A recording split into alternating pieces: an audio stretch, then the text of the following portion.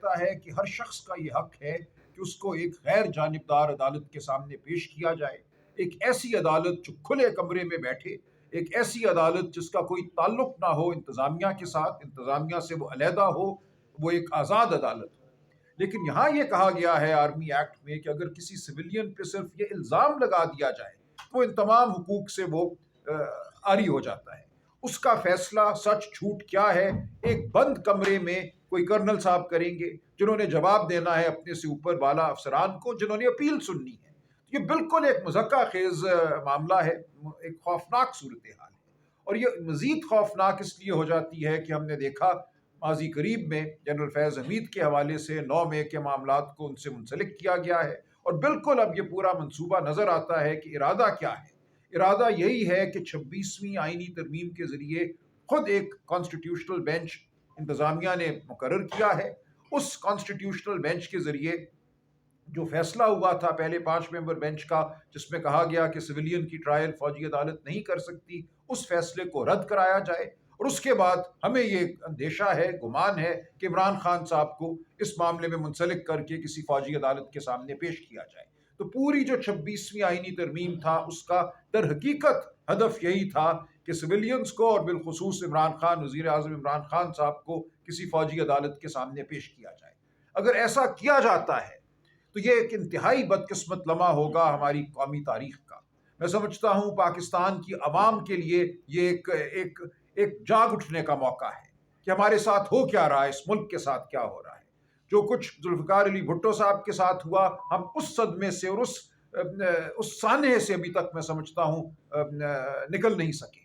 اس کی جو بازگشت ہے، اس کے جو اثرات ہیں، وہ آج تک قومی سیاست پر، ہماری زندگیوں پر اثر انداز ہیں۔ کیا آج ہم پھر ایک ایسی غلطی کرنے جا رہے ہیں کہ ہم سب کے ہوتے ہوئے ہماری آنکھوں کے سامنے کیا یہ کیا جائے گا؟ میں اپیل کرتا ہوں، مقتدرہ سے بھی اپیل کرتا ہوں، پاکستان کے ہر ذی شعور سے اپیل کرتا ہوں کہ خدا را ایسا نہ کیجئے، ایسا نہ ہونے دیجئے۔ پوری دنیا میں ہمارا نہ صرف مذاق اڑے گا، ہم ایک ایسی قوم کے طور سامنے آئیں گے جس کو آئین، قانون، شرافت سے کوئی مطلب نہیں ہے۔ یہ چیز دنیا، اقوام عالم کا ضمیر قبول نہیں کرے گا۔ تو میں آپ کے ذریعے، آپ کے توسط صرف اتنا ہی اضافہ کرنا چاہتا ہوں کہ پاکستان میں آئین، قانون، شرافت کسی حد تک تو باقی رہنے دی جائے۔ یہ عدالتیں نہیں ہیں۔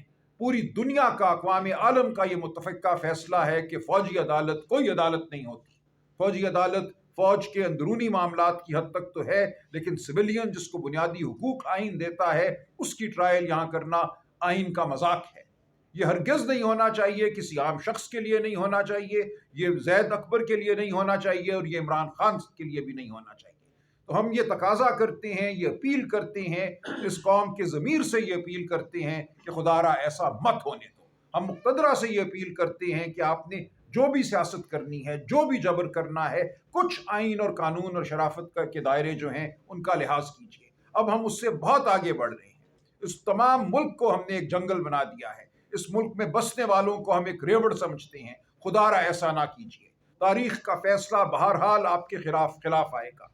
اقوام یہ سہتی نہیں ہے بہت دیر تک، اس کی گواہی پوری انسانی تاریخ دیتی ہے۔ آپ اس ملک کو تتر بتر ہونے سے بچائیے، یہ مت کیجیے۔ پی ٹی آئی اس وقت ملک کی ایک مرکزی جماعت ہے۔ پی ٹی آئی ایسی جماعت ہے جو نہ مذہبی منافرت پر کھڑی ہے، جو نہ نسلی تفاوت پر کھڑی ہے، یہ بالکل ایک وسطی جماعت ہے جو پاکستان کے ساتھ جڑی ہوئی ہے، پاکستان کی وفادار جماعت ہے۔ یہ چاہتی ہے کہ تمام اکائیوں کو اکٹھا رکھا جائے، یہ چاہتی ہے ملک میں منافرت نہ ہو، مذہبی منافرت نہ ہو، نسلی منافرت نہ ہو۔ آپ اس جماعت کو اور اس جماعت کے قائد کو اگر ختم کرنے کی کوشش کرتے ہیں تو آپ پاکستان کی سالمیت پر، یگانت پر ایک حملہ کرتے ہیں۔ ایسا مت کیجیے۔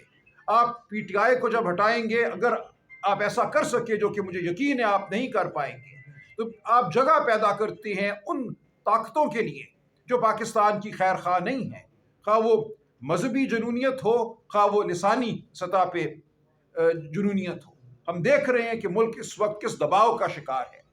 اس دباؤ کے ہوتے ہوئے ہمیں اکٹھے ہونا ہے، ہمیں اس ملک کو کے زخموں کو بھرنا ہے، مزید زخم نہیں لگانے۔ ہم سب ایک قوم ہیں، ہم سب پاکستان کی فلاح کے لیے کھڑے ہوئے ہیں۔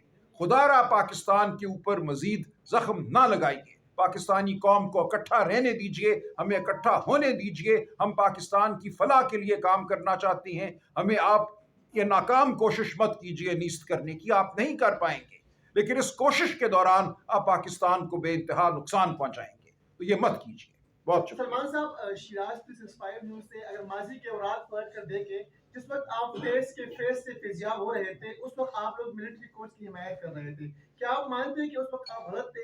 اس میں سوال ہے کہ جس طرح صاحب نے کہا کہ عوام نے آگ کا دریا عبور کر لیا، تو 26 نومبر کو عوام نے تو آگ کا دریا عبور کر لیا تھا، لیکن سلمان اکرم مرزا صاحب جو ہے وہ لاہور عبور نہ کر سکے، کیا وجوہات تھی؟ دیکھیے، دو سوالات ہیں۔ پہلا جواب یہ ہے کہ بالکل جب کبھی بھی کسی سویلین کی ٹرائل ملٹری کورٹ میں ہوئی ہے وہ غلط تھا، اور ہمیں یہ ماننا چاہیے کہ وہ غلط تھا۔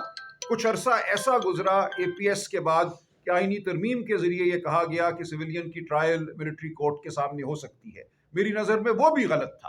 اگر آپ اس وقت کے فیصلے دیکھیں تو اکثریت نے تو کہا کہ ہو سکتی ہے، لیکن بہت بڑی ایک اقلیت نے سپریم کورٹ میں کہا کہ تب بھی یہ نہیں ہو سکتی، اور میں اس اقلیت کی تائید کرتا ہوں۔ میں سمجھتا ہوں ملٹری کورٹ کے سامنے سویلین کو کبھی بھی پیش نہیں کیا جانا چاہیے تھا اور نہ کیا جانا چاہیے۔ جہاں تک 26 نومبر کا تعلق ہے، یہ سوال آپ نے کسی شاید نیتی سے کیا ہوگا۔ دیکھیں، اس کا جواب بہت دفعہ دیا جا چکا ہے۔ پورا ملک اس دن بند تھا، لاہور شہر سے کوئی پرندہ باہر نہیں نکل سکتا تھا، تمام پل بند تھے، تمام جگہوں پہ جبر تھا، جہاں 50 لوگ اکٹھے ہوتے تھے ان کو مارا پیٹا جاتا تھا، گرفتار کیا جاتا تھا۔ یہ جواب ہم بہت دے چکے ہیں، اگر کوئی سوال کو دہرانا چاہتا ہے تو دہرائے، ہم جانتے ہیں اس دن کیا ہوا۔ سلمان صاحب یہ بتا دیجئے، ناصر بٹ پبلک ٹی وی سے، سر یہ بتا دیجئے، ظاہر یہ لگتا ہے جیسے ظاہر بات ہوتی تھی کہ خان صاحب کو اس لیے نکالا گیا کیونکہ ایک امریکہ کی جانب سے مداخلت کی کوشش کی گئی جن کو انہوں نے ایبسلیوٹلی ناٹ کہا۔ آج کل ہم دیکھتے ہیں پاکستان تحریک انصاف جو امریکی صدر نئے بننے والے ہیں، ان کے ایک مشیر ہیں، ان کی جانب سے فریم عمران خان کہا گیا، اور بظاہر لگتا ہے کہ تحریک انصاف کی جانب سے ان کو بھی پی ٹی آئی کا رہنما مانتے ہوئے باقاعدہ پروموٹ کیا جا رہا ہے، ان کی جانب سے یہ کہا جا رہا ہے کہ ان کو پروموشن مل رہی ہے۔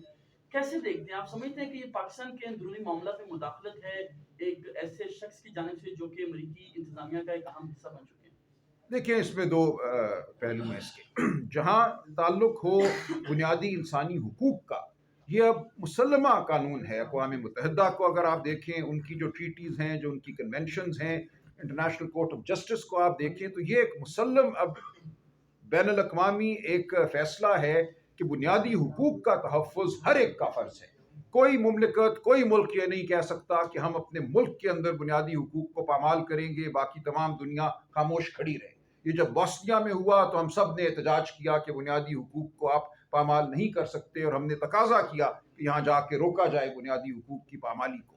لہٰذا جہاں بنیادی حقوق پامال ہو رہے ہوں، لوگ اغوا ہو رہے ہیں، لوگوں کے بچے غائب ہو جاتے ہیں اور پھر 40-50 دن کے بعد شکستہ آنکھوں کے ساتھ سامنے آتے ہیں، اس ملک میں آواز اٹھانا جرم بن چکا ہے، اس ملک میں بات کرنا، اکٹھے ہونا، کھڑے ہونا جرم بن چکا ہے۔ ایسی حالت میں پوری دنیا کا تشویش میں مبتلا ہونا بالکل جائز ہے۔